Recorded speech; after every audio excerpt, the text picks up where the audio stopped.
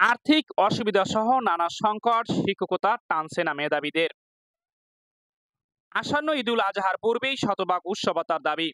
শিক্ষাই জাতির মেরুদণ্ড, এই মেরুদণ্ড মজবুত করতে দরকার মানসম্মত শিক্ষক।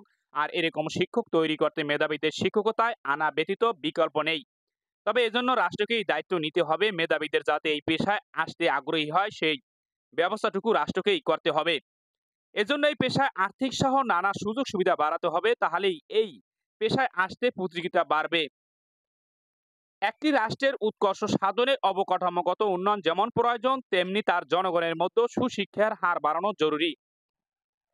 এজন্য রাষ্ট্রকে শিক্ষা ও খাদ্যের মতো মৌলিক বিষয়গুলোতে সবচেয়ে বেশি গুরুত্ব দিতে হবে, অথচ আমরা প্রতি বছর বাজেটে সেটাকে কেন জানি এড়িয়ে যাচ্ছি। এর মধ্যে শিক্ষা যতটুকু বাজেট দেওয়া হয় তার অধিকাংশই চলে যায় অবকাঠামোগত উন্নয়ন ও বিভিন্ন প্রকল্পে। অথচ যারা এই নানা খাটুনি খেটে শ্রেণী কক্ষে পাঠদান করেছেন সেসব শিক্ষকদের দিতে আমাদের নীতি নির্ধারকদের কেন জানি অনীহা। দেশের ৯৭% মাধ্যমিক ও উচ্চ মাধ্যমিক শিক্ষা প্রতিষ্ঠান এখনো এমপিও নির্ভর। তবে প্রতি বছর কিছু কিছু স্কুল কলেজ সরকারিকরণ হলেও তিনটা ছাড়া বাংলাদেশের সকল আলিয়া মাদ্রাসা এখনো বেসরকারি। অথচ মূলধারা শিক্ষাকর্মে তারা অন্তর্ভুক্ত, বরং স্কুল কলেজের চেয়ে মাদ্রাসার সাবজেক্ট আরো বেশি পড়ানো হয়। সম্প্রতি এনটিআরসির পঞ্চম গণবিজ্ঞপ্তি প্রকাশ করেছে, সেখানে ৯৭,০০০ শূন্য পদের বিপরীতে আবেদন জমা পড়েছে ২৩,০০০। অথচ সরকারি বিভিন্ন নিয়োগ পরীক্ষায় দেখা যায় পদের তুলনায় আবেদনকারীর সংখ্যা কয়েকশো গুণ পর্যন্ত বেশি। এমনকি তৃতীয় বা চতুর্থ শ্রেণীর পদমর্যাদার কোনো একটি পদের বিপরীতে কয়েকশো জন আবেদনকারী থাকেন। সেখানে এনটিআরসি এর অর্ধেকের বেশি পদই প্রথম ও দ্বিতীয় শ্রেণী পদমর্যাদার হওয়া সত্ত্বেও আবেদন সাড়া নেই।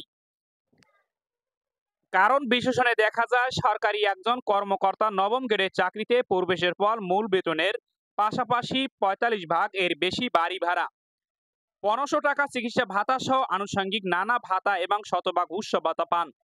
সাথে বদলি ও প্রমোশনের সুযোগ রয়েছে। সেখানে এমপিভুক্ত একজন শিক্ষক বাসা ভাড়া পান নামে মাত্র ১,০০০ টাকা এবং চিকিৎসা ভাতা মাত্র ৫০০ টাকা। এছাড়া উৎসব ভাতা পান মাত্র ২৫%, তার উপর অবসর ও কল্যাণ ফান্ডের জন্য কেটে নেওয়া হয় ১০%। তার উপর সম্প্রতি বিভিন্ন উপজেলায় যুক্ত হয়েছে বাধ্যতামূলক পেনশন।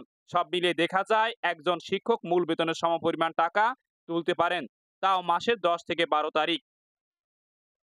আর উৎসব ভাতা অ্যাকাউন্টে ক্রেডিট হতে হতে বেশিরভাগ সময় উৎসব শেষ হয়ে যায়।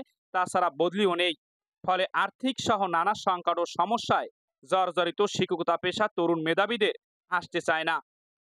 এতে শিক্ষা ব্যবস্থা দিন দিন হুমকির মুখে পড়েছে। শিক্ষাবিদরা বলেছেন বর্তমান সরকার গতানুগতিক ধারায় শিক্ষা ব্যবস্থা সংস্কার করে নতুন কারিকুলাম প্রণয়ন করেছে। তবে শিক্ষকদের বেতন ভাতা না বাড়ালে তারা সেটি বাস্তবায়নে কতটুকু সম্ভব হবে সেটা দেখার বিষয়। কারণ দ্রব্যমূল্যের ঊর্ধ্বগতির এই দিনে স্বল্প বেতনের সংসার চালানো দুরূহ। ফলে সংসারের খাতিরে বাধ্য হয়ে শিক্ষকদের নিজেদের পেশার পাশাপাশি ভিন্ন কাজে মনোযোগ দিতে হচ্ছে। এতে নতুন কারিকুলাম বাস্তবায়নে শিক্ষকদের যে সময়টুকু দেওয়া প্রয়োজন তারা অনেক সময় সেটি দিতে পারছে না। এতে কারিকুলাম বাস্তবায়নে ব্যাঘাত ঘটেছে। পাশাপাশি তরুণ মেধাবীরাও এই পেশায় না আসায় তেমন প্রতিযোগিতা চোখে পড়ছে না।